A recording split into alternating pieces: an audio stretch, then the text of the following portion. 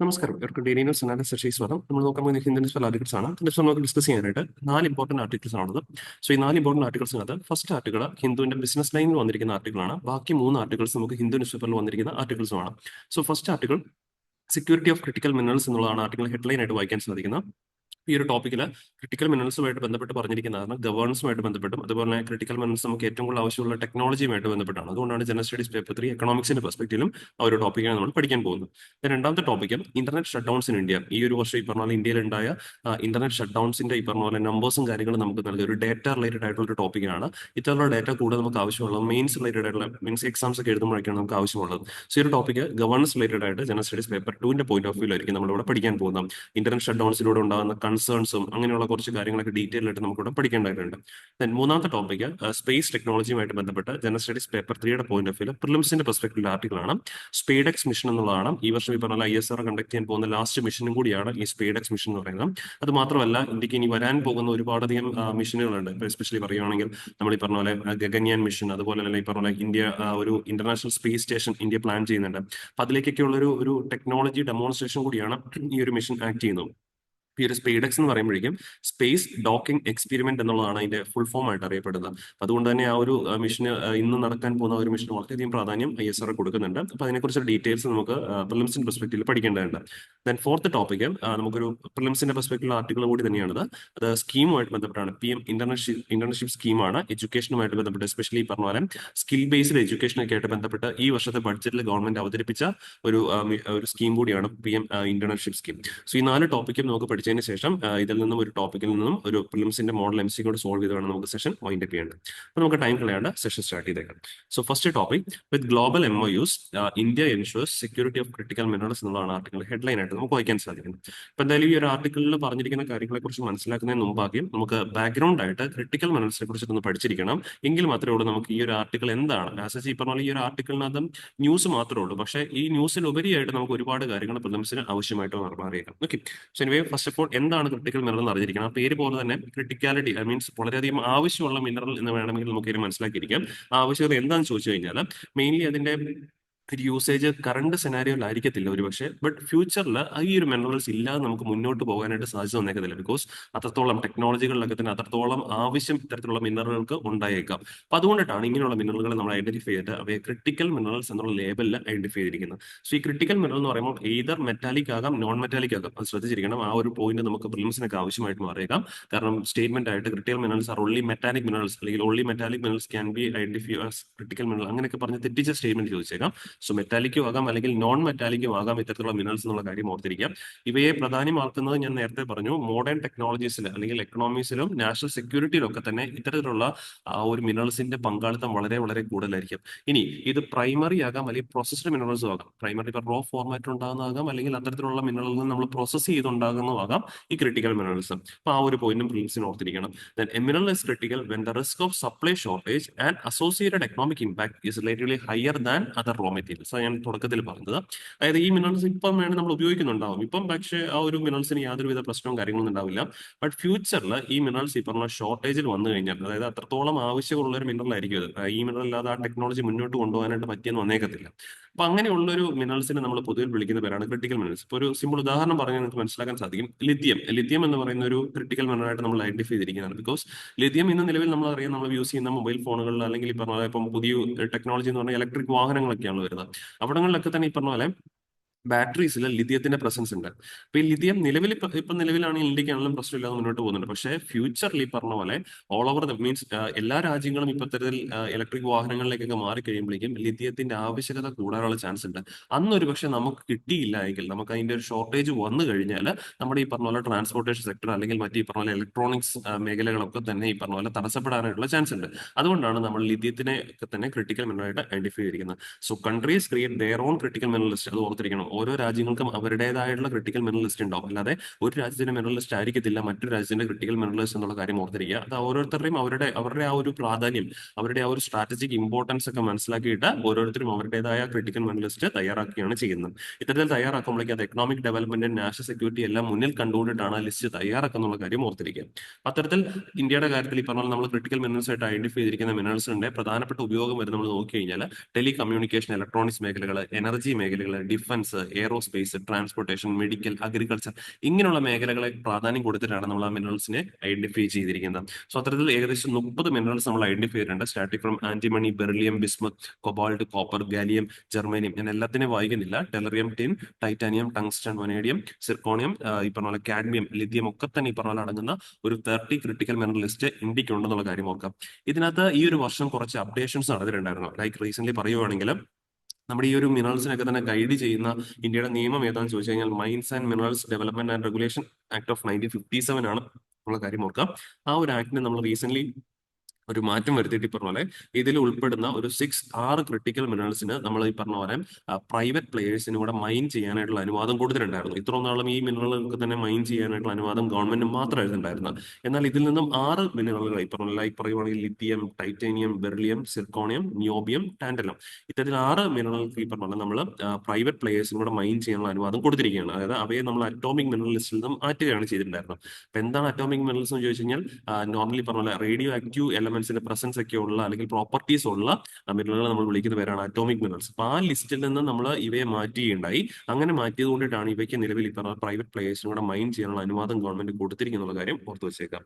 ഇനി പറഞ്ഞ പോലെ ഈ ഒരു വാർത്തയിൽ നമ്മൾ കാണാൻ പോകുന്ന ഒരു വാർത്തയ്ക്കകത്ത് മീൻസ് ഇന്ന് നമ്മൾ തുടക്കത്തിൽ ഡിസ്കസ് ചെയ്യാൻ വാർത്തയുണ്ടല്ലോ, ഇതിൽ ഏറ്റവും കൂടുതൽ എടുത്തു നിൽക്കുന്ന ഒരു ടേം ലിഥിയത്തിനെ കുറിച്ചാണ്. അഫ്കോഴ്സ് ഇപ്പൊ ഇന്ത്യക്കാണെങ്കിലും ഏറ്റവും കൂടുതൽ ആവശ്യം വരാൻ സാധ്യതയുള്ള ഒരു മിനറൽ കൂടിയാണ് ലിഥിയം എന്ന് പറയുന്നത്. അപ്പൊ ആ ലിഥിയത്തിനെ കുറിച്ചും കൂടെ ഒന്ന് കുറച്ച് അറിഞ്ഞിരിക്കണം. ബിക്കോസ് ഇതിനെ കുറിച്ചൊക്കെ വേണമെങ്കിൽ പ്രിലിംസിന് സ്റ്റേറ്റ്മെന്റ് ആയിട്ട് വരാവുന്നതാണ്.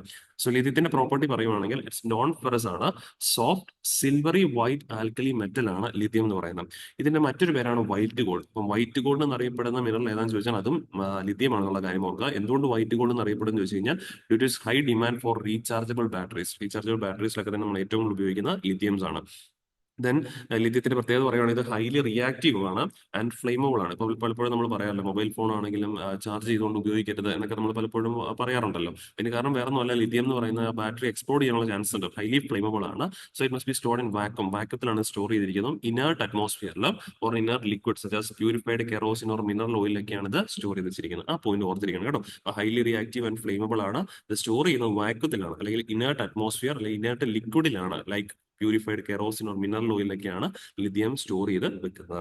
ഇനി ഇതിന്റെ ഗ്ലോബൽ റിസർവ്സ് ആൻഡ് പ്രൊഡക്ഷന്റെ അളവ് നോക്കുവാണെങ്കിൽ ലാർജസ്റ്റ് ഏറ്റവും കൂടുതൽ ലോകത്തെ ഏറ്റവും കൂടുതൽ ലിഥിയത്തിന്റെ റിസർവ് ഉള്ളത് ഏത് രാജ്യം ചോദിച്ചു കഴിഞ്ഞാൽ ബൊലീവിയയിലാണ് ഏറ്റവും കൂടുതൽ ലിഥിയത്തിന്റെ റിസർവ് കണ്ടെത്തിയിരിക്കുന്നത്. അത് കഴിഞ്ഞാൽ അർജന്റീന, പിന്നെ ചിലി. ഓക്കെ, ഈ 3 രാജ്യങ്ങളെ അർജന്റീന, ബൊലീവിയ, ചിലിയെ ചേർന്ന് വിളിക്കുന്നവരാണ് ലിഥിയം ട്രയാങ്കിൾ എന്നുള്ള കാര്യം ഓർത്തിരിക്കും. അപ്പോൾ ലിഥിയം ട്രയാങ്കിൾ രാജ്യങ്ങൾ ഏതൊക്കെയാണ്? Bolivia, Argentina, Chile. ഈ 3 രാജ്യങ്ങളാണ് ഏറ്റവും കൂടുതലും ലിഥിയത്തിന്റെ റിസർവ് ഉള്ളത്. പിന്നെ 4ാം സ്ഥാനത്ത് യുഎസും, 5ാമത് ഓസ്ട്രേലിയയും, പിന്നെ അത് കഴിഞ്ഞ് 6ാമത് ചൈനയുമാണ് ഉള്ളത്. എന്നാൽ നേരെ തിരിച്ച് പ്രൊഡ്യൂസേഴ്സിന്റെ കാര്യം നോക്കുവാണെങ്കിൽ ഇത് അവൈലബിലിറ്റിയോട് വെച്ചിട്ടാണ് നമ്മൾ ഈ രാജ്യങ്ങൾ അറേഞ്ച് ചെയ്തത്. അപ്പൊ അവൈലബിലിറ്റി നോക്കുമ്പോഴേക്കും ഇത് അവർക്ക് ആ ടെക്നോളജി ഇല്ലെങ്കിൽ അത് മൈൻ ചെയ്തെടുക്കാൻ കേപ്പബിലിറ്റി ഉണ്ടാകത്തില്ല. അതുകൊണ്ട് തന്നെ ടോപ്പ് പ്രൊഡ്യൂസേഴ്സ് എന്നറിയപ്പെടുന്ന രാജ്യങ്ങൾ ഓസ്ട്രേലിയയാണ്. പറയുമ്പോൾ ഓസ്ട്രേലിയ ലിസ്റ്റിൽ ഈ പറഞ്ഞ 5ാം സ്ഥാനത്താണുള്ളത്. പക്ഷേ ഏറ്റവും കൂടുതൽ ലിഥിയം ഈ പറഞ്ഞ പോലെ പ്രൊഡ്യൂസ് ചെയ്യുന്ന രാജ്യം ആരാണ്? ഓസ്ട്രേലിയയാണ്. പിന്നെ അത് കഴിഞ്ഞിട്ടാണ് ചിലിയും ചൈനയാണ് 3ാം സ്ഥാനത്ത് വരുന്നത്. Argentina, Zimbabwe. ഇപ്പൊ ഇന്ത്യയിലേക്കൊക്കെയാണ് നമ്മൾ പ്രധാനമായിട്ടും ഈ ലിഥിയം ഒക്കെ തന്നെ വരുന്നത്. കൂടുതലും ഈ ചൈനയിൽ നിന്നൊക്കെയാണ് പ്രധാനമായിട്ടും ലിഥിയം വരുന്നത്. ഈവൻ നമ്മുടെ ഇവിടെ നമ്മൾ ജമ്മു ആൻഡ് കാശ്മീരിലേക്ക് പറഞ്ഞ പോലെ സോറി ഈ പറഞ്ഞ ലഡാക്ക് റീജിയനിൽ ഈ പറഞ്ഞ പോലെ റീസെന്റ് നമ്മൾ ലിഥിയത്തിന്റെ റിസർവ്സ് ഒക്കെ കണ്ടെത്തിയിട്ടുണ്ട്. ബട്ട് അത് നമ്മൾ മൈനിങ്ങിന്റെ ആ ഒരു സ്റ്റേജിലൂടെ കടന്നു പോയിക്കൊണ്ടിരിക്കുകയാണ്. സോ എനിവേ അങ്ങനെയുള്ള കാര്യം ഓർത്തിരിക്കാം. റീസെന്റ് കറണ്ട് അഫയേഴ്സ് വരുന്നത് നമുക്ക് പ്രിലിംസിന് കൂടുതൽ ആവശ്യമായിട്ട് മാറിയേക്കാം. സോ പ്രൊഡക്ഷൻ ലിസ്റ്റിൽ ഫസ്റ്റ് ഓസ്ട്രേലിയയും എന്നാൽ റിസർവ്സ് ലിസ്റ്റിൽ ഫസ്റ്റ് ബൊലീവിയ ആണെന്നുള്ള കാര്യം നോക്കാം. Then 54% world lithium reserves 3 രാജ്യങ്ങളായിട്ടാണ്. ഈ ലിഥിയം ട്രയാങ്കിൾ നമ്മൾ പറഞ്ഞ ഈ ബൊലീവിയ, അർജന്റീന, ചിലി 3 രാജ്യങ്ങളായിട്ടാണ് ലോകത്തിലെ 54% ലിഥിയം റിസർവ്സും അടങ്ങിയിരിക്കുന്നത്. അതുകൊണ്ടാണ് അവയെ ലിഥിയം ട്രയാങ്കിൾ എന്നും അറിയപ്പെടുന്നത് കേട്ടോ. ഇത്രയും കാര്യങ്ങൾ ഈ ഒരു ആർട്ടിക്കിൾ നമുക്ക് ആവശ്യമാണ്. അപ്പൊ ഇവിടെ ഈ പറഞ്ഞ പോലെ ഈ മിനറൽസിന്റെ ക്രിട്ടിക്കാലിറ്റി നമ്മൾ മനസ്സിലാക്കിക്കൊണ്ടിട്ടാണ് ഇന്ത്യ നിലവിൽ MOUs മെമ്മോറാണ്ടം ഓഫ് അണ്ടർസ്റ്റാൻഡിംഗ് ഒരു എഗ്രിമെന്റ് ഈ പറഞ്ഞ പോലെ പല രാജ്യങ്ങളുമായിട്ട് ചെയ്തിട്ടുണ്ട്. 13 മിനറൽ റിച്ച് രാജ്യങ്ങൾ ലൈക്ക് ഈ പറഞ്ഞ പോലെ സൗത്ത് അമേരിക്കയിലെയും ആഫ്രിക്കയിലെയും ഓസ്ട്രേലിയയും ഒക്കെ ആയിട്ട് നമ്മൾ ഈ പറഞ്ഞ പോലെ MOUs സൈൻ ചെയ്തിട്ടുണ്ട്. ബിക്കോസ് ഫ്യൂച്ചറിൽ നമുക്ക് ഈ മിനറൽസ് ആവശ്യമാണ്. നമ്മുടെ ഇവിടെ അവൈലബിലിറ്റി നമ്മൾ കണ്ടെത്തി എന്ന് പറഞ്ഞുകൊണ്ട് അതുകൊണ്ട് മാത്രം നമുക്ക് സസ്റ്റെയിൻ പറ്റിയെന്ന് വന്നേക്കത്തില്ല. അപ്പൊ ഈ രാജ്യങ്ങളിൽ നിന്ന് തന്നെ നമുക്ക് ഫ്യൂച്ചറിലാണെങ്കിലും തടസ്സം കൂടാതെ ഈ ഇത്തരത്തിലുള്ള ലിഥിയം പോലുള്ള ക്രിട്ടിക്കൽ മിനറൽസ് കിട്ടാനായിട്ടുള്ള MOUs ആണ് നിലവിൽ നമ്മൾ സൈൻ ചെയ്തിരിക്കുന്നത്. അപ്പൊ അതാണ് ഈ ഒരു ആർട്ടിക്കിളിന്റെ മീനിങ്. ബട്ട് ആ മീനിങ്ങിന് ഉപരിയായിട്ട് നമ്മൾ പഠിച്ച ഈ കാര്യങ്ങൾ നമുക്ക് പരീക്ഷയ്ക്ക് ആവശ്യമായിട്ട് മാറും. ഓക്കെ, അതുകൊണ്ട് ഇത്തരം കാര്യങ്ങൾ കൃത്യമായിട്ട് മനസ്സിലാക്കിയിരിക്കാം. ദെൻ നമ്മൾ ഇനി അടുത്ത ആർട്ടിക്കിളിലേക്ക് മൂവ് ഓൺ ചെയ്യാണ്. Internet shutdowns. India shutdown internet 60 times in 2024. 2024 മാത്രം ഇന്ത്യയിലെ പല ഭാഗങ്ങളിലായിട്ട് നമ്മൾ 60 തവണ ഇന്റർനെറ്റ് ഷട്ട് ഡൗൺ ചെയ്തിട്ടുണ്ട്. ആൻഡ് ഇതിലെ ഏറ്റവും വലിയ സത്യാവസ്ഥ എന്ന് പറഞ്ഞാൽ it's a lowest in 8 years. കഴിഞ്ഞ 8 വർഷത്തിനിടയിലെ ഏറ്റവും lowest number of shutdowns ആണ്. അപ്പോൾ 60 എന്ന് പറയുമ്പോൾ നമ്മൾ ഒരുപാട് വലിയതാണെന്ന് ഓർക്കുക കഴിഞ്ഞാൽ ഇതിലും കൂടുതൽ തവണ നമ്മൾ ഇതിന് മുമ്പത്തെ തവണകളിൽ ഷട്ട് ഡൗൺ ചെയ്തിട്ടുണ്ടെന്നുള്ള കാര്യം നോക്കാം. എനിവേ, ഞാൻ നേരത്തെ തുടക്കത്തിൽ സൂചിപ്പിച്ച പോലെ തന്നെ ഈ ഡേറ്റാസ് ഒക്കെ നമുക്ക് മെയിൻസിന് ആവശ്യമായിട്ട് മാറിയേക്കാം. ബിക്കോസ് ഇന്റർനെറ്റ് ഷട്ട് ഡൗൺസ് എന്ന് പറയുമ്പോഴേക്കും അത് നമുക്ക് പ്രിലിംസിന് ഉപരിയായിട്ട് മെയിൻസിലേക്കാണ് ആവശ്യമുള്ളത്. ദെൻ പ്രിലിംസിന് ആവശ്യമുണ്ട്, ആ ടോപ്പിക്സ് നമുക്ക് നോക്കാം ഏതൊക്കെയാണ് പ്രിലിംസിന് ഈ ഒരു ടോപ്പിക്കിൽ ആവശ്യമുള്ളത്. എനിവേ, ഈ ഒരു ഡേറ്റ ഇത്തരത്തിൽ ഈ പറഞ്ഞ പോലെ 60 തവണയാണ് ഈ ഷട്ട് ഡൗൺ ചെയ്തിട്ടുണ്ടായിരുന്നത് എന്നുള്ളത് ഈ പറഞ്ഞ പോലെ നമുക്ക് നൽകിയിരിക്കുന്ന ഈ പറഞ്ഞ പോലെ സോഫ്റ്റ്വെയർ ഫ്രീഡം ലോ സെന്റർ ആണ്. സോഫ്റ്റ്വെയർ ഫ്രീഡം ലോ സെന്റർ ഇന്ത്യയാണ് ഈ ഒരു ഡേറ്റാസ്. ഇവരാണ് ഈ പറഞ്ഞ ഇന്റർനെറ്റ് ഷട്ട് ഡൗൺസ് തന്നെ ട്രാക്ക് ചെയ്യുന്നുണ്ട്. അവർ നൽകിയിരിക്കുന്ന ഡേറ്റയാണ് നൽകിയിരിക്കുന്നത്. ഓക്കെ, സോ എനിവേ, ഇതിലൂടെ നമുക്ക് പഠിക്കേണ്ട കുറച്ച് കാര്യങ്ങൾ എന്ന് പറയാം. എന്തിനാണ് നമ്മൾ ഇന്റർനെറ്റ് ഇങ്ങനെ ഷട്ട് ഡൗൺ ചെയ്യുന്നത്? ഒന്ന് നമുക്കറിയാം, ഇപ്പൊ ഇന്നത്തെ കാലഘട്ടത്തിൽ നമ്മൾ വാർത്താവിനിമയ മാർഗമായിട്ട് ആശ്രയിക്കുന്ന ഇന്റർനെറ്റിനെയാണല്ലോ. ഇപ്പം കൂടുതൽ വാർത്തകളൊക്കെയാണ്, അല്ലെങ്കിൽ മെസ്സേജസിലൂടെ ഓരോ കാര്യങ്ങൾ അറിയിക്കാനായിട്ടൊക്കെ തന്നെ എല്ലാവർക്കും ഇന്റർനെറ്റിന് ആവശ്യമുണ്ട്. അതുകൊണ്ട് തന്നെ ഗുണമുണ്ട്. നമ്മൾ എപ്പോഴും പറയുന്നില്ല, ടെക്നോളജി എന്ന് പറയുമ്പോൾ അതിന് ഒരു സൈഡിൽ ഗുണമുണ്ട്, മറു സൈഡിൽ ഈ പറഞ്ഞ പോലെ അതിന് ദോഷങ്ങളുമുണ്ട്. അപ്പൊ ഇവിടെ നമ്മൾ ഇൻഫർമേഷൻസ് എന്ന് പറയുമ്പോൾ ഫേക്ക് ഇൻഫർമേഷൻസും പാസ്സാകാനുള്ള ചാൻസസ് വളരെ വളരെ കൂടുതൽ, ഒരു വ്യക്തിയിൽ നിന്ന് മറ്റൊരു വ്യക്തിയിലേക്ക്. അപ്പൊ അങ്ങനെ പോകുമ്പോഴേക്കും അതൊരു പക്ഷേ രാജ്യത്തിന്റെ സെക്യൂരിറ്റിയെ തന്നെ അത് ബാധിച്ചേക്കാം. സോ അതുകൊണ്ട് തന്നെ രാജ്യ സെക്യൂരിറ്റി, നാഷണൽ സെക്യൂരിറ്റി പരിഗണിച്ചുകൊണ്ടിട്ട് നമ്മൾ പലപ്പോഴും ഇന്റർനെറ്റ് ഷട്ട് ഡൗൺ ചെയ്യാറുണ്ട്. ലൈക്ക് കാശ്മീരിലൊക്കെ ആണെങ്കിൽ നേരത്തെ ഈ പറഞ്ഞ പോലെ അവിടുത്തെ ജനങ്ങളുടെ നാഷണൽ സെക്യൂരിറ്റിയും സേഫ്റ്റി ഒക്കെ തന്നെ പരിഗണിച്ചിട്ട് നമ്മൾ അവിടെ ഇന്റർനെറ്റ് ഷട്ട് ഡൗൺ ചെയ്തിട്ടുണ്ട്. പിന്നെ സോഷ്യൽ അൺട്രസ്റ്റ് പ്രിവെന്റ് ചെയ്യാനായിട്ട്, അതായത് ഒരു സ്ഥലത്ത് നിന്ന് ഫേക്ക് ന്യൂസ് മറ്റൊരു സ്ഥലത്തേക്ക് പകരുമ്പോഴേക്കും അത് ഈ പറഞ്ഞ പോലെ അവിടുത്തെ ജനങ്ങൾ അത് ഈ പറഞ്ഞ പോലെ വികാരഭരിതമായിട്ട് ഏറ്റെടുത്ത് അതിന്മേൽ ഈ പറഞ്ഞ പോലെ എടുത്തു ചാടി ഓരോ തീരുമാനങ്ങളും ബഹളവും ഈ പറഞ്ഞ പോലെ ഒക്കെ ഉണ്ടാകാനുള്ള ചാൻസസ് ഉണ്ട്. അല്ലെങ്കിൽ എന്താ പറയാ, കമ്മ്യൂണൽ വയലൻസുകളൊക്കെ ഉണ്ടാകാനുള്ള ചാൻസസ് ഉണ്ട്. അപ്പൊ അങ്ങനെയുള്ള സോഷ്യൽ അൺട്രസ്റ്റുകൾ പ്രിവെന്റ് ചെയ്യാനായിട്ട് ഈ പറഞ്ഞ പോലെ ഇന്ത്യയിൽ നമ്മൾ ഇന്റർനെറ്റ് ഷട്ട് ഡൗൺ ചെയ്തിട്ടുണ്ട്. പിന്നെ ചീറ്റിംഗ് കേസുകൾ, ഇപ്പൊ ലൈക്ക് ഈ പറഞ്ഞ പോലെ പലപ്പോഴും എക്സാമുകളിലൊക്കെ തന്നെയാണെങ്കിലും നമ്മളാണെങ്കിൽ പൊതുവെ എക്സാംസ് ഒക്കെ എഴുതുമ്പോഴേക്കും അവിടെ നിങ്ങൾ ശ്രദ്ധിച്ചിട്ടുണ്ടാവും, അവിടെ ഈ പറഞ്ഞ പോലെ നെറ്റ്വർക്ക് കണക്ഷൻസ് ഒക്കെ ജാം ചെയ്ത് വെക്കാറുണ്ട്. ലൈക്ക് ഈ പറഞ്ഞ പോലെ അത് കട്ട് ചെയ്ത് വെക്കാറുണ്ട്. അതിനുള്ള ജാമേഴ്സ് ഒക്കെ തന്നെ പലപ്പോഴും എക്സാം സെന്റേഴ്സ് നിങ്ങൾ കണ്ടിട്ടുണ്ടാവും. എന്തിനാണ് അങ്ങനെ ചെയ്യുന്നതെന്ന് ചോദിച്ചു കഴിഞ്ഞാൽ പരീക്ഷാ ഹാളുകളിൽ അല്ലെങ്കിൽ പരീക്ഷാ സെന്റേഴ്സിൽ ഇങ്ങനെയുള്ള സ്കാമുകളൊക്കെ അവോയ്ഡ് ചെയ്യാനായിട്ട്. ലൈക്ക് പണ്ട് കാലങ്ങളിൽ ഇത്തരത്തിൽ 2021 എക്സാമ്പിളൊക്കെ നമ്മൾ കാണാൻ സാധിക്കും. രാജസ്ഥാനിൽ ഇന്റർനെറ്റ് ഷട്ട് ഡൗൺ ചെയ്തിട്ടുണ്ടായിരുന്നു. To prevent cheating in teacher related ടെസ്റ്റിൽ ചീറ്റിംഗ് പ്രിവെന്റ് ചെയ്യാനായിട്ട് ഇന്റർനെറ്റ് ഷട്ട് ഡൗൺ ചെയ്തിട്ടുണ്ടായിരുന്നു. അപ്പൊ അതും ഒരു റീസൺ ആണ്. പിന്നെ മെയിൻലി പറയുവാണെങ്കിൽ സെക്യൂരിറ്റി പബ്ലിക് ഓർഡർ. ഇപ്പൊ നിലവിൽ പറയുകയാണെങ്കിൽ മണിപ്പൂരിലൊക്കെയാണെങ്കിൽ നമ്മൾ പലപ്പോഴും ഒരു ഇന്റർനെറ്റ് ഷട്ട് ഡൗൺ ചെയ്യുന്ന അവിടുത്തെ പബ്ലിക് ഓർഡർ സെക്യൂരിറ്റി പരിഗണിച്ചിട്ടുണ്ട്. സോ ഇങ്ങനെയുള്ള പല കാരണങ്ങൾ കൊണ്ടിട്ടാകാം ഇന്റർനെറ്റ് ഷട്ട് ഡൗൺ ചെയ്ത് വെക്കുന്നത്. പക്ഷേ ഇതിനുള്ള ഏറ്റവും പ്രധാനപ്പെട്ട കാര്യം എന്താണെന്ന് വെച്ച് കഴിഞ്ഞാൽ ഇതിനിങ്ങനെ ചെയ്യാനുള്ള അധികാരം ഗവൺമെന്റ് ഉണ്ടോ എന്ന് നമുക്ക് ചിന്തിക്കേണ്ടതുണ്ട്. ബിക്കോസ് അതൊക്കെ നമുക്ക് പ്രിലിംസിന് ആവശ്യമായിട്ട് മാറിയേക്കാം. തീർച്ചയായിട്ടും ഇങ്ങനെ എന്താ പറയാ, ഇന്റർനെറ്റ് ഷട്ട് ഡൗൺ ചെയ്യാനുള്ള അധികാരം ഗവൺമെന്റ് ഉണ്ട്. പക്ഷെ അത് ടെമ്പററി മാത്രമായിട്ടാണെന്നുള്ള കാര്യം ഓർക്കുക. പെർമനന്റ്ലി ഇന്റർനെറ്റ് ഷട്ട് ഡൗൺ ചെയ്യാൻ പറ്റത്തില്ല, ടെമ്പററി.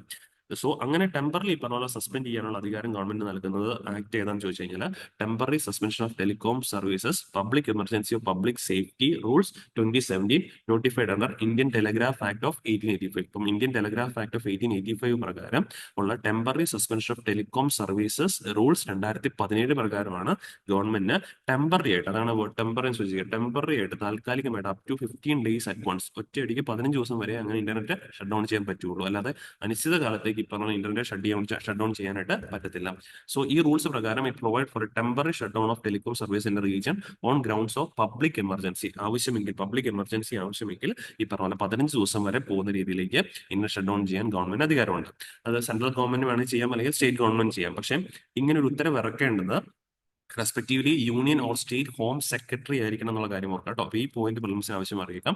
ഇങ്ങനെ ഇന്റർനെറ്റ് ഷട്ട് ഡൗൺ ചെയ്യണമെങ്കിൽ അതിനുള്ള അധികാരം പ്രൈം മിനിസ്റ്ററിനാണ് എന്നൊക്കെ പറഞ്ഞുകൊണ്ട് അങ്ങനെ തെറ്റിദ്ധരിപ്പിക്കുക, അല്ലെങ്കിൽ ചീഫ് മിനിസ്റ്ററിനാണ് അങ്ങനെ പറഞ്ഞു ചോദിച്ചേക്കാം. അല്ല, ഇങ്ങനെയുള്ള കാര്യം പുറപ്പെടുവിക്കേണ്ട, ഓർഡർ ഇറക്കേണ്ടത് by union or state home secretary ആണ് എന്നുള്ള കാര്യം ഓർത്തിരിക്കണം. ഇനി ഇങ്ങനെ ഇറക്കിയ ഓർഡർ റിവ്യൂ ചെയ്യാനായിട്ട് ഒരു 3 member കമ്മിറ്റി ഉണ്ടായിരിക്കണം. ആ 3 member കമ്മിറ്റി എന്ന് പറയുന്നത് headed by cabinet secretary central ലെവലിലും സ്റ്റേറ്റിലാണെങ്കിൽ ചീഫ് സെക്രട്ടറി ആയിരിക്കണം ആ കമ്മിറ്റിയുടെ ഈ പറഞ്ഞ പോലെ ഹെഡ് ചെയ്യേണ്ടത്. അപ്പോൾ ഇത് ഓർഡർ ഇറക്കാനുള്ള അധികാരം യൂണിയൻ അല്ലെങ്കിൽ സ്റ്റേറ്റ് ഹോം സെക്രട്ടറി, സ്റ്റേറ്റിലാണെങ്കിൽ സ്റ്റേറ്റ് ഹോം സെക്രട്ടറി ആണ് ഇറക്കാം, അല്ലെങ്കിൽ യൂണിയൻ ഹോം സെക്രട്ടറി വേണമെങ്കിൽ ഇറക്കാം. അപ്പോൾ ഇവരിൽ ആയിരിക്കണം ഇത് ഇറക്കേണ്ടത്, ഓർഡർ ഇറക്കേണ്ടത്. ഇതിനെ റിവ്യൂ ചെയ്യാനായിട്ട് ഈ പറഞ്ഞ പോലെ അത് നിർത്തേണ്ട സമയമായോ ഈ പറഞ്ഞ വീണ്ടും തുടരണോ എന്നൊക്കെ തീരുമാനിക്കാനായിട്ട് റിവ്യൂ കമ്മിറ്റി ഉണ്ട്. ആ കമ്മിറ്റി സെൻട്രലാണെങ്കിൽ ക്യാബിനറ്റ് സെക്രട്ടറിയുടെ നേതൃത്വത്തിലായിരിക്കണം, സംസ്ഥാനത്തായിരിക്കണമെങ്കിൽ ചീഫ് സെക്രട്ടറി നേതൃത്വത്തിലായിരിക്കണം അത് കൂടേണ്ടത്. ഓക്കെ, അപ്പൊ അങ്ങനെയാണ് കൃത്യമായിട്ട് അതിന്റെ കാര്യങ്ങൾ ഓർത്തിരിക്കുക. ഈ പറഞ്ഞ പോലെ ഇന്ത്യയിൽ ഇന്റർനെറ്റ് ഷട്ട്ഡൗൺസുമായിട്ട് ബന്ധപ്പെട്ട പ്രധാനപ്പെട്ട ഒരു കേസ് ആയിരുന്നു സുപ്രീം കോടതിയിലെ Anuradha basin versus union of India case of 2020. Okay, അപ്പൊ ഈ ഒരു കേസിലാണ് സുപ്രീം കോടതി കൃത്യമായിട്ട് എടുത്തു പറഞ്ഞത് ഇന്റർനെറ്റ് എന്ന് പറയുന്നത് നമ്മുടെ നിലവിലെ ഫ്രീഡം ഓഫ് സ്പീച്ച് ആൻഡ് എക്സ്പ്രഷന്റെ ഭാഗം തന്നെയാണ്. Freedom of speech and expression through medium of internet integral part of article 19(1) sub clause, അതായത് freedom of speech and expression. ഇതിന്റെ കൃത്യമായുള്ള ഒരു ഭാഗമാണ് ഇന്റർനെറ്റ് എന്ന് പറയുന്നത് എന്ന് കോടതി എടുത്തു പറഞ്ഞ കേസ് ഏതായിരുന്നു? Anuradha basin versus union of India case. അതുകൊണ്ട് തന്നെ കോടതി എടുത്തു പറഞ്ഞ ആ കേസിൽ തന്നെ പറഞ്ഞൊരു കാര്യമുണ്ട്, any order suspending internet under suspension rules is subject to judicial review. ഇപ്പൊ ഈ നമ്മൾ നേരത്തെ പറഞ്ഞ ഇന്ത്യൻ ടെലിഗ്രാഫ് ആക്ട് പ്രകാരമുള്ള റൂൾസ് പ്രകാരം ഗവൺമെന്റ് 15 ദിവസത്തേക്ക് അല്ലെങ്കിൽ മാക്സിമം പോയി കഴിഞ്ഞാൽ എത്ര ദിവസമായിക്കോട്ടെ ആ ദിവസങ്ങൾ 15 താഴെ ദിവസമാണെങ്കിലും അവിടെ ഈ പറഞ്ഞ ഇന്റർനെറ്റ് ഷട്ട് ഡൗൺ ചെയ്യാൻ എടുത്ത തീരുമാനം കൃത്യമായിട്ട് സബ്ജക്ട് ടു ജുഡീഷ്യൽ റിവ്യൂ ആണെന്നുള്ള കാര്യം ഓർത്തിരിക്കുക. അങ്ങനെ ഒരു വെർഡിക്റ്റ് വന്ന കേസ് ആയിരുന്നു Anuradha basin versus union of India കേസാണ്. അതുപോലെ തന്നെ യൂസേജ് ഓഫ് ഇന്റർനെറ്റ് എന്ന് പറയുന്ന ഫ്രീഡം ഓഫ് സ്പീച്ച് ആൻഡ് എക്സ്പ്രഷന്റെ ഭാഗമാണ് എന്ന് കോടതി പറഞ്ഞതും ഈ Anuradha basin versus union of India കേസിലാണ്. അപ്പൊ ഇത്രയും കാര്യമാണ് ഈ ഒരു ആർട്ടിക്കിൾ നമുക്ക് എക്സാം റിലേറ്റഡ് പഠിക്കാനായിട്ടുള്ളത്.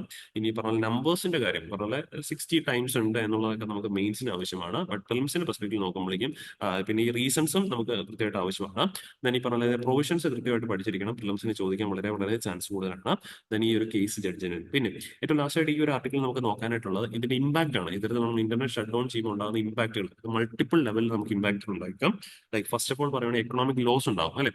ധാരാളം ഈ പറഞ്ഞ ഇപ്പോൾ ഒരുപാട് നമ്മൾ എംപ്ലോയ്മെന്റ് ഓപ്പർച്യൂണിറ്റീസിനെ കുറിച്ച് അറിയുന്ന എല്ലാം തന്നെ ഇന്റർനെറ്റിലൂടെയാണ്. അല്ലെങ്കിൽ ഇന്നിപ്പോ ഇ കൊമേഴ്സിന്റെ ഒരു ലോകമാണല്ലോ, കൂടെ നമ്മൾ ഓൺലൈനിലാണ് സാധനങ്ങളൊക്കെ ഓർഡർ ചെയ്യുന്നത്. അപ്പൊ അങ്ങനെയുള്ള കാര്യങ്ങളിലൂടെ ഇപ്പൊ ഇന്റർനെറ്റ് ഷട്ട് ഡൗൺ ചെയ്ത് കഴിഞ്ഞാൽ അങ്ങനെയുള്ള ഒരുപാട് ലോസുകൾ നഷ്ടം ഉണ്ടാകാൻ ചാൻസ്. ബിക്കോസ് ഈ കഴിഞ്ഞ 2023 ചെറിയൊരു കണക്ക് നോക്കുകയാണ്, ജനുവരി മുതൽ ജൂൺ വരെയുള്ള 6 മാസ കാലയളവിൽ ഇന്ത്യയിൽ നടത്തിയ ആ ഒരു ഇന്റർനെറ്റ് ഷട്ട് ഡൗൺസിന്റെ ഭാഗമായിട്ട് നമുക്ക് എക്കണോമിക് ലോസ് ആയത് ഓൾമോസ്റ്റ് $118 മില്യൺ ഫോറിൻ ഇൻവെസ്റ്റ്മെന്റ് ആണ് നഷ്ടമായിട്ടുണ്ടായിരുന്നത്. അതുപോലെ തന്നെ 379 ആളുകൾ ഈ പറഞ്ഞ അൺഎംപ്ലോയ്മെന്റിലേക്ക് പോകാനും ഇടയായി. ബിക്കോസ് ഈ പറഞ്ഞ ജോലി ചിലപ്പോൾ കമ്പ്യൂട്ടർ ആപ്ലിക്കേഷൻ ഒക്കെ വെച്ച് വർക്ക് ചെയ്യുന്ന ആൾക്കാരൊക്കെ ആണെങ്കിൽ അങ്ങനെയൊക്കെ ജോലിയൊക്കെ നഷ്ടപ്പെടാമല്ലോ. അപ്പോൾ അവർ പോയി മൊത്തത്തിൽ എക്കണോമിക് ലോസ് അത്രത്തോളം ഹ്യൂജ് ഇമ്പാക്ട് ഉണ്ടാക്കിയിട്ടുണ്ട്. പിന്നെ നമ്മുടെ ഫണ്ടമെന്റൽ റൈറ്റ്സിനെ ബാധിക്കും. ബിക്കോസ് ഓൾറെഡി തന്നെ നമ്മൾ പറഞ്ഞാണ് article 19 freedom of speech and expression പ്രകാരമുള്ള റൈറ്റ് ആണ് ഇന്റർനെറ്റ് യൂസ് ചെയ്യുക, അതിലൂടെ എക്സ്പ്രസ് ചെയ്യുക എന്നൊക്കെ പറയുന്നതൊക്കെ. അപ്പോൾ ആ ഒരു പോയിന്റിൽ ഫണ്ടമെന്റൽ റൈറ്റ്സിന്റെ വയലേഷൻ ആയിട്ട് ഇത് ആക്ട് ചെയ്യും. പിന്നെ ഈ പറഞ്ഞ പോലെ ഇത് ഇൻഇക്വാളിറ്റി ക്രിയേറ്റ് ചെയ്യും. ബിക്കോസ് ഈ പറഞ്ഞ മാർജിനൈസ്ഡ് കമ്മ്യൂണിറ്റീസിനാണ് ഇത് കൂടുതൽ അഫക്ട് ചെയ്യുന്നത്. കാരണം അവരുടെ ഈ പറഞ്ഞ പോലെ വരുമാന മാർഗത്തൊക്കെ ഒരുപാട് ചിലപ്പോൾ ഇത് അഫക്റ്റഡ് ആയേക്കാം.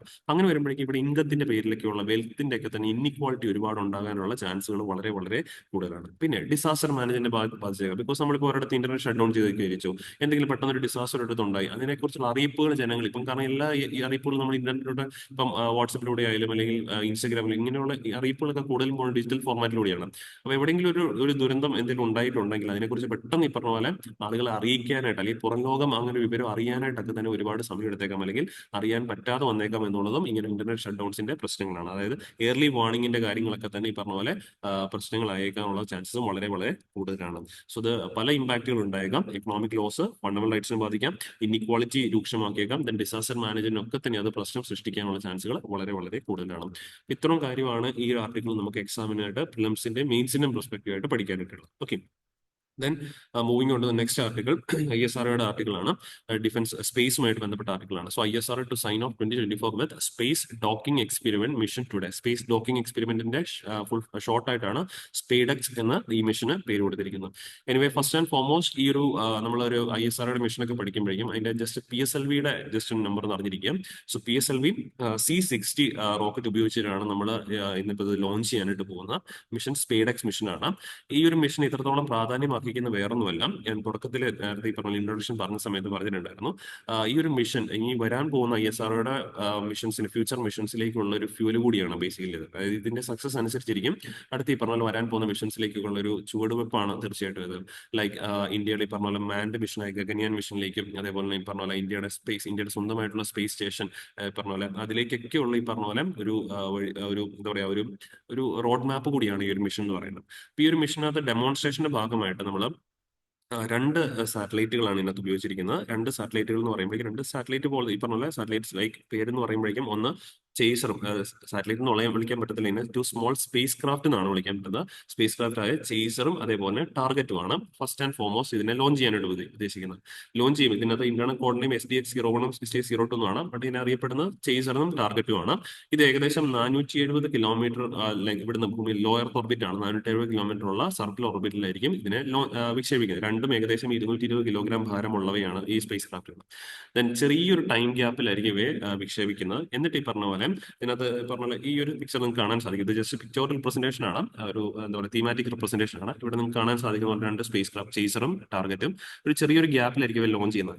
ലോഞ്ച് ചെയ്തതിനു ശേഷം ഇവ കൃത്യമായിട്ട് ഈ പറഞ്ഞ അടുത്തേക്ക് വരും. അടുത്തേക്ക് വന്നിട്ട് ഇവയുടെ ഈ പറഞ്ഞ പോലെ ആ ഒരു സിസ്റ്റംസ് തമ്മിൽ ഡോക്ക് ചെയ്യും. ഓക്കെ, ഈ ഒരു രണ്ട് സ്പേസ് ക്രാഫ്റ്റ് സിസ്റ്റം തമ്മിൽ ഡോക്ക് ചെയ്യും. ആ ഡോക്ക് ചെയ്ത് കഴിയുമ്പോൾ കമ്പൈൻഡ് ആയിട്ട് മാറും. നിങ്ങൾ ഈ പറഞ്ഞ പോലെ ഫിലിംസ് ഒക്കെ കണ്ടിട്ടില്ല, ഇപ്പം ഇന്റർസ്റ്റെല്ലാർ അങ്ങനെയൊക്കെയുള്ള ഓരോ ഈ പറഞ്ഞ പോലെ ഫിലിംസ് ഒക്കെ പലപ്പോഴും കണ്ടിട്ടുണ്ടാവില്ല, സ്പേസ് സ്റ്റേഷൻസ് ഡോക്ക് ചെയ്യുന്നത്. ആ സ്പേസ് സ്റ്റേഷൻസ് ഡോക്ക് ചെയ്യുന്ന ടെക്നോളജി കിട്ടിയെങ്കിൽ മാത്രമേ ഉള്ളൂ നമുക്ക് സ്വന്തമായിട്ടും ഇന്റർനാഷണൽ സ്പേസ് സ്റ്റേഷൻ ഉണ്ടാക്കി കഴിയുമ്പോഴേക്കും ഇവിടുന്ന് ഭൂമിയിൽ നിന്ന് നമുക്ക് സ്പേസ് ക്രാഫ്റ്റിനെ സ്പേസ് സ്റ്റേഷനിലേക്ക് അയച്ച് ക്രൂ മെമ്പേഴ്സിനൊക്കെ ആണെങ്കിൽ ഇപ്പം നമുക്ക് അങ്ങോട്ടും ഇങ്ങോട്ടും എന്താ പറയുക ട്രാൻസ്പോർട്ട് ചെയ്യാനായിട്ട് സാധിക്കുള്ളൂ. അപ്പൊ ആ ഒരു ഡോക്കിംഗ് ആണ് ഈ ഒരു രണ്ട് മീൻസ് ചേസറിന്റെയും ടാർഗറ്റിന്റെയും അച്ചീവ്മെന്റിലൂടെ നമ്മൾ അച്ചീവ് ചെയ്യാനായിട്ട് പോകുന്നത്.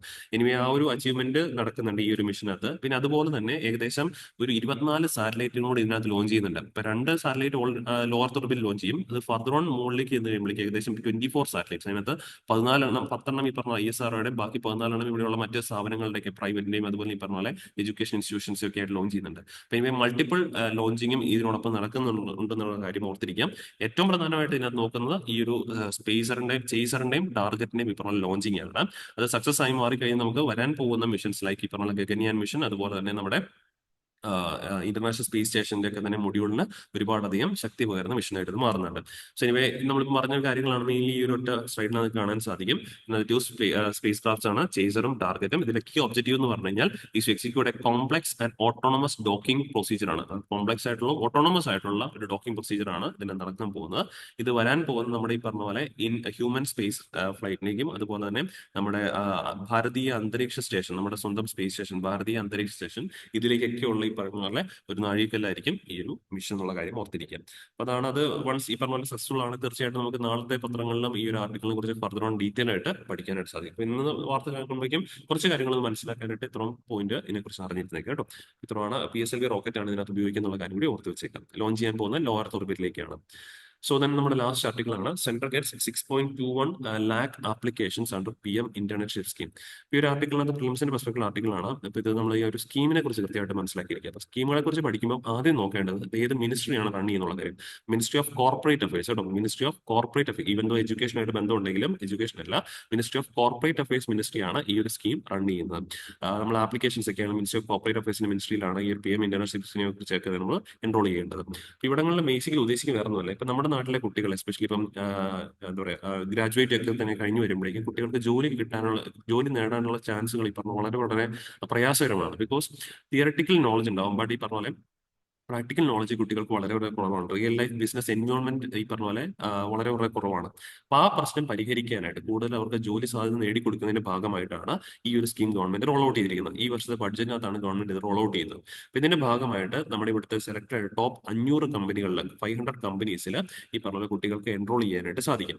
എൻറോൾ ചെയ്തതിന് കഴിഞ്ഞ് കഴിഞ്ഞാൽ ഈ പറഞ്ഞ ഒരു വർഷത്തെ ഒരു എക്സ്പോഷർ കിട്ടും. അതിന്റെ ഭാഗമായിട്ട് എല്ലാ മാസവും ഈ പറഞ്ഞ കുട്ടികൾക്ക് 5000 രൂപ വീതമുള്ള ഒരു ഫിനാൻഷ്യൽ അസിസ്റ്റൻസ്, ഒരു സ്റ്റൈഫൻഡ് പോലെ കുട്ടികൾക്ക് 5000 രൂപയുടെ പറഞ്ഞ ഫിനാൻഷ്യൽ അസിസ്റ്റൻസും ഈ സ്കീമിൽ ഉൾപ്പെടുത്തി കിട്ടുന്നതായിരിക്കും. ഈ 5000 രൂപയ്ക്കകത്ത് 4500 രൂപ കൃത്യമായിട്ട് ഗവൺമെന്റ് ആയിരിക്കും സ്പോൺസർ ചെയ്യുന്നത്. ബാക്കി 500 രൂപ അതാത് കമ്പനികളായിരിക്കും കൊടുക്കേണ്ടത്. ആ കൊടുക്കുന്ന 500 രൂപയ്ക്ക് ഈ പറഞ്ഞ കമ്പനികൾക്ക് എവിടുന്ന് ഫണ്ട് കട്ടാന്ന് ചോദിച്ചു കഴിഞ്ഞാൽ അവരുടെ CSR നിന്നും ഫണ്ട് ഉപയോഗിക്കാൻ സാധിക്കും. കോർപ്പറേറ്റ് സോഷ്യൽ റെസ്പോൺസിബിലിറ്റി ഫണ്ടും ഉപയോഗിക്കാം എന്നുള്ള കാര്യം ഓർത്തിരിക്കാം. അപ്പൊ ഇങ്ങനെയാണ് ഈ ഒരു സ്കീം റൺ ചെയ്യുന്നത്. അപ്പൊ ഇത് മിനിസ്റ്റർ ഓഫ് കോർപ്പറേറ്റ് അഫയേഴ്സ് ആണ് റൺ ചെയ്യുന്നത്. ഇതിന്റെ ഭാഗമായിട്ട് ഈ പറഞ്ഞ പോലെ കുട്ടികൾക്ക് ഈ പറഞ്ഞ പോലെ റിയൽ ലൈഫ് ബിസിനസ് എൻവയോൺമെന്റ് കൊടുക്കുക, അതുപോലെ ഈ പറഞ്ഞ പ്രൊഫഷണലിസവും എംപ്ലോയ്മെന്റ് ഓപ്പർച്യൂണിറ്റീസ് റെഡിയായി കൊടുക്കുക എന്നുള്ളതാണ്, കൂടുതൽ എക്സ്പോഷർ കൊടുക്കുക എന്നുള്ളതാണ് ഈ ഒരു സ്കീമിലൂടെ ഗവൺമെന്റ് ഉദ്ദേശിക്കുന്നത്. ഇതിന്റെ ഭാഗമായിട്ട് എൻറോൾ ചെയ്യുന്ന കുട്ടികൾക്ക് പെർ മന്ത് 5000 റുപ്പീസിന്റെ സ്റ്റൈഫൻഡ് കിട്ടുന്നതായിരിക്കും, ഫിനാൻഷ്യൽ അസിസ്റ്റന്റ് കിട്ടുന്നതായിരിക്കും.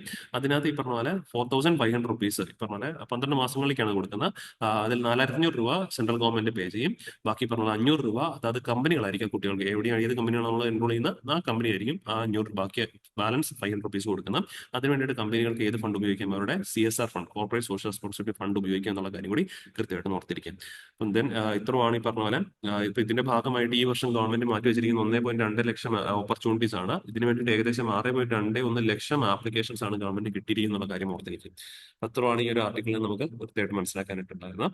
ദെൻ ലാസ്റ്റ് നമ്മുടെ MCQ ആണ്. ഇപ്പൊ നമ്മൾ ഇപ്പം ഡിസ്കസ് ചെയ്ത PM ഇന്റേൺഷിപ്പ് സ്കീമുമായിട്ട് ബന്ധപ്പെട്ടാണ്. 2 സ്റ്റേറ്റ്മെന്റ് ക്വസ്റ്റൻ ആണ്. വായിച്ചു കഴിഞ്ഞാൽ നമുക്ക് പെട്ടെന്ന് തന്നെ ആൻസർ മനസ്സിലാക്കാൻ സാധിക്കും. സോ ആൻസർ കൃത്യമായിട്ട് നമ്മുടെ കമന്റ് ബോക്സിൽ രേഖപ്പെടുത്തുക. ഇപ്പൊ നമ്മൾ ഡിസ്കസ് ചെയ്ത ടോപ്പിക്സ് എല്ലാവരും ക്ലിയർ ആണെന്ന് വിശ്വസിക്കുന്നു. വീണ്ടും നമുക്ക് അടുത്ത ദിവസം കാണാം. Thank you.